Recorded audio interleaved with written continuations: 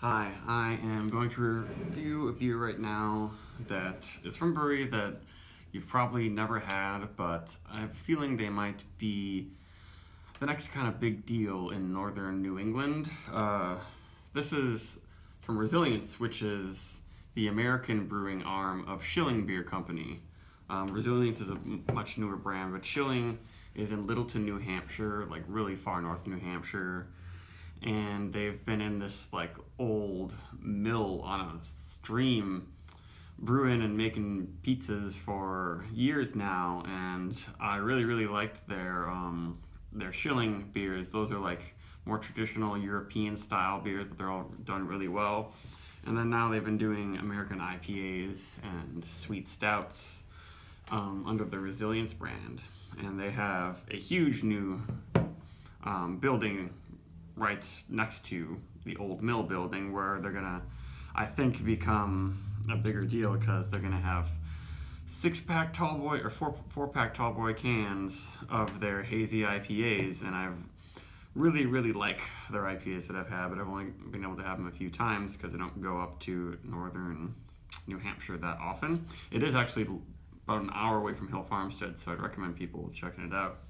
But this is Resilience's Comb Over IPA, 6.7%.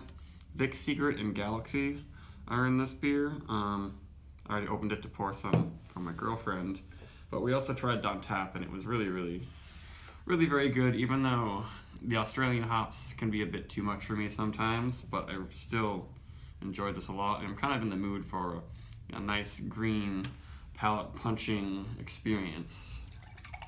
So this one came out about 2 weeks ago, I think.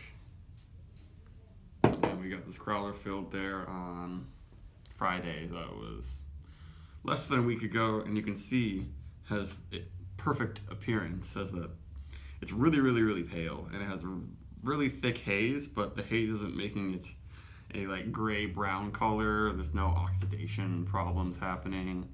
The head, I guess, could be a little bit thicker or a little bit denser, but I mean, it looked pretty darn good.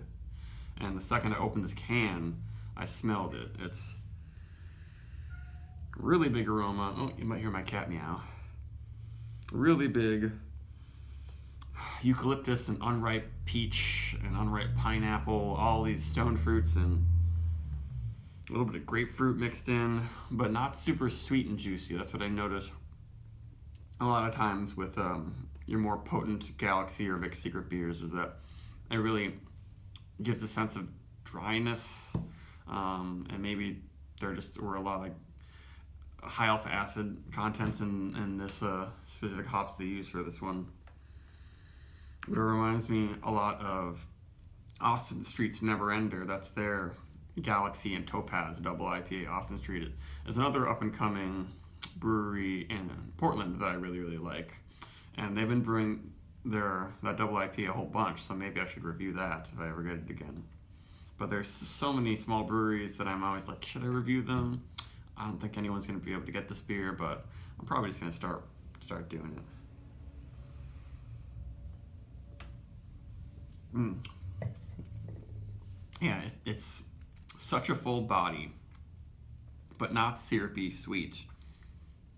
And it finishes like really clean. There aren't weird yeasty flavors. There isn't chalky, bitter pill flavor happening, though it is a little bit powdery on the palate from all the haze, but not unpleasantly so. There's like no burn in the back of my throat.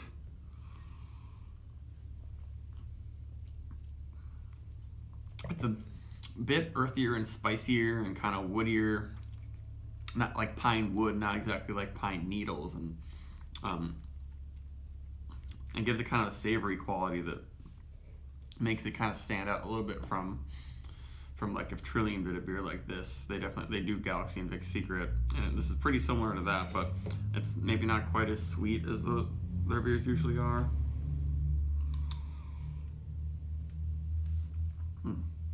It's such a full body for 6.7, especially for being so dry.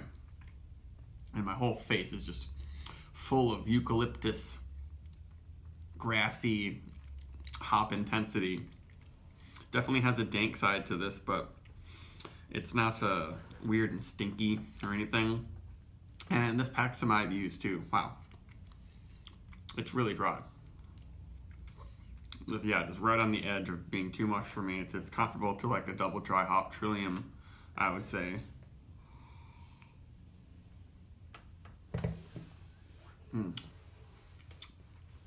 Yeah, this is a nice beer. It's definitely one that I could have like shared with several people because you only need a few sips to get the flavor from this one. And yeah, it's got the intensity of many double IPAs I've had, yet it's still just barely palatable. Just like it's on the edge of being too much. If it was sweeter, it would have more body, which it doesn't really need. But it's nice when they can give this kind of hop intensity in such a small package.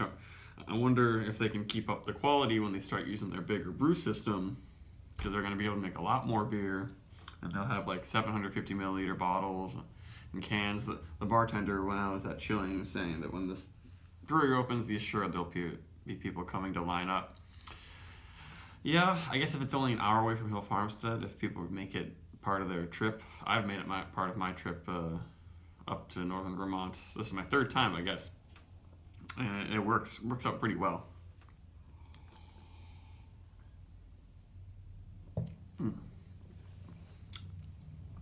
Yeah. Orange. I'm getting a lot of grapefruit now. A lot of bitter but also juicy grapefruit. It's like, it's just pureed grapefruit. It's got the flesh, juice, peel, all that stuff mixed in. This is a really excellent beer. And maybe it's just the hop intensity and everything, but it seems a little bit hotter than I would guess for 6.7. It's not exactly boozy. There aren't like boozy flavors and aromas, but it's just Galaxy and Vic's Secret are just so potent. And this beer has lots of the hop goodiness in suspension and stuck to all this yeast that's in there. Yeah, probably 4.25 for this beer. Really nice. Maybe if I had let it sit another week, it would be a little less bitter, and I might like it just a little bit more. But this is close to 4 or 5. A lot of people would have this and be like, "Whoa, this is amazing." But I highly, highly recommend getting to Schilling some way or another. Their new brewery is going to open, I guess I'm not totally sure, pretty soon.